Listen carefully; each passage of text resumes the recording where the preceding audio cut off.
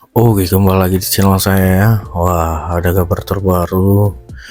Gibran mulai melawan PDIP. Ganjar, wah, keren sekali kayaknya ya. Udah mulai keluar tegasnya. Udah keluar jiwa kepemimpinannya, ya kan? Tidak mau diatur-atur, tidak mau disepelekan. Ayo kita lihat ya gimana videonya. Let's go. Sebagai UMKM yang berdiri di Jawa Tengah, kami mendapatkan orderan untuk bikin kaos sebanyak 10.000 dari Mas Gibran. Luar biasa. Ini membuktikan kalau Mas Gibran mau jualan kaos. Jadi ada dua desain yang dibuat. Yang pertama awo-awo, dan yang kedua petugas party. Dikasih pada mau nggak? Kok bagian mukanya nggak disetrika, Bu? Ya enggak no mas, nanti mukanya Mas Gibran kepanasan. Emang bisa? Salah, dulu kan saya dukun santet. Itu diunggah di Twitter Mas Gibran ya, Mas Gibran sendiri yang unggah. Selain itu Gibran juga membuat cuitan yang terkait dengan batalnya Piala Dunia tahun lalu ya. Dia nulis begini, tahun kemarin kita kehilangan kesempatan, tapi ini tak akan patahkan semangat kita. Di bawahnya ditampilkan foto nasib timnas Indonesia usai batal jadi tuan rumah Piala Dunia U20. Ini dicuitkan oleh Gibran kemarin ya, sehari yang lalu.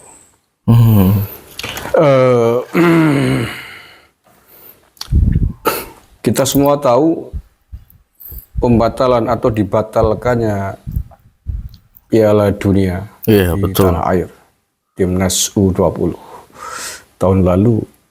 Di antara penyebab utamanya adalah penolakan dari dua gubernur di Indonesia, yakni Gubernur Jawa Tengah Ganjar Pranowo dan Gubernur Bali. Tentu saja karena dua wilayah tersebut, Jateng dan Bali, menjadi salah satu wilayah yang ketempatan arena pertandingan Piala Dunia itu. Dan FIFA tidak mau ketika kemudian agenda Piala Dunia itu ada penolakan. Jadi penolakan yang dilakukan oleh Gubernur Jawa Tengah Ganjar Pranowo ketika itu dan Gubernur Bali menjadi sebab batalnya Piala Dunia. Dan semua orang mencatat di Indonesia itu. Dan itu saya kira adalah gelombang politik hancurnya dukungan kepada Ganjar Pranowo yang pertama. Sebelum masuki masa kampanye. Dan tentu saja unggahan cuitan dari Mas Gibran secara langsung telak tujuannya adalah sikap tegas, sikap perlawanannya secara politik kepada Ganjar Pranowo. Yang kemudian Gibran juga tadi mencuit tentang petugas parti, mengunggah video dia memesan sebanyak 10.000 kaos dengan dua desain, yakni yang pertama awok wok wok itu, dan yang kedua kaos bergambar Gibran juga, dua-duanya bergambar fotonya Gibran dengan keterangan petugas parti. Bukan petugas partai ya, petugas parti. Tetapi secara politik orang juga akan melihat bahwa itu adalah sindiran yang sangat telak. Perlawanan secara politik yang sangat tegas dari Gibran kepada sosok-sosok kepala daerah yang selama ini distempeli itu dicap sebagai petugas partai, yakni kepala daerah dari partai PDIP. Dan Ganjar Pranowo lagi-lagi menjadi sasaran telak. Dan apakah yang dilakukan oleh Gibran ini sesuatu yang lebih, sesuatu yang berlebihan? Tidaklah. Menurut saya tidak. Gibran Rakabuming Raka telah membalas atau menjawab perlawanan politiknya secara elegan dan sangat halus, saya kira. Iya. Anda bayangkan kalau Anda menjadi orang pada posisi Gibran, sebagai anak laki-laki, anak barep, anaknya sekelas presiden. Oh iya, betul. Presiden 2 periode ya, 10 tahun. Melihat sang ayah dihina-hinakan sedemikian rupa. Iya, betul. Bukan hanya kali ini aja. Iya. Di sekitar Pilpres 2024, tapi sejak 10 tahun yang lalu. Tidak terhitung itu hinaan, cercaan, ancaman yang ditujukan kepada Pak Jokowi, bahkan juga istrinya Ibu Irana, oleh musuh-musuh politiknya, dari kelompok-kelompok radikal sampai yang terakhir gelombang perlawanan secara politik, merendahkan, melecehkan oleh orang-orang yang berada di barisan kubu 03. Anda bayangkan kalau Anda dalam atau sebagai posisinya Gibran. Betul, harus Apakah gitu ya Anda kan? rela ketika ayah Anda dihina-hinakan seperti itu? Nggak usah menjadi anak presiden. Orang biasa aja. Anak orang biasa saja. Orang tua Anda dihina-hinakan. Oh, iya, emosi lah. Dilecehkan sedemikian rupa di media sosial, disebarkan, di framing begitu buruk. Anda anak laki-laki. Iya.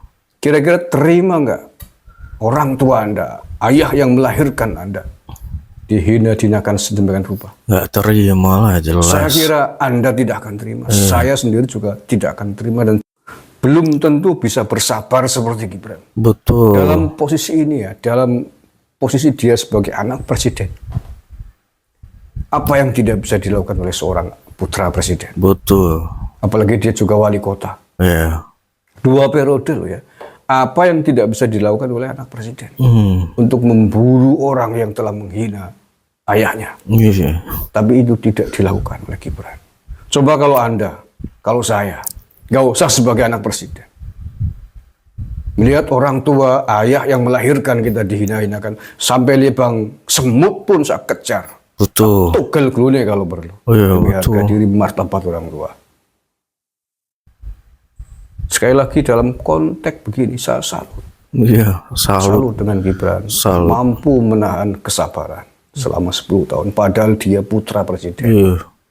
Apa yang tidak bisa dilakukan oleh putra presiden? Tanpa tangannya harus kotor. Iya. Ya. Apa ada yang berani menolak dipanggil oleh anak presiden?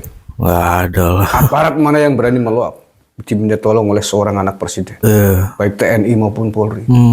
Apa susahnya kalau Gibran mau membalas, bersikap tidak sabar atas penghinaan yang diterima oleh keluarganya, yang diterima oleh ayahnya, yang diterima oleh dia sendiri juga termasuk. Iya. Dihina-hinakan dengan begitu rendah, samsul, blimbing, sayur. Dan kalau saya menjadi Gibran dibegitukan, nggak lama lah pokoknya. Entah dengan tangan saya atau entah dengan tangan orang lain. Iya.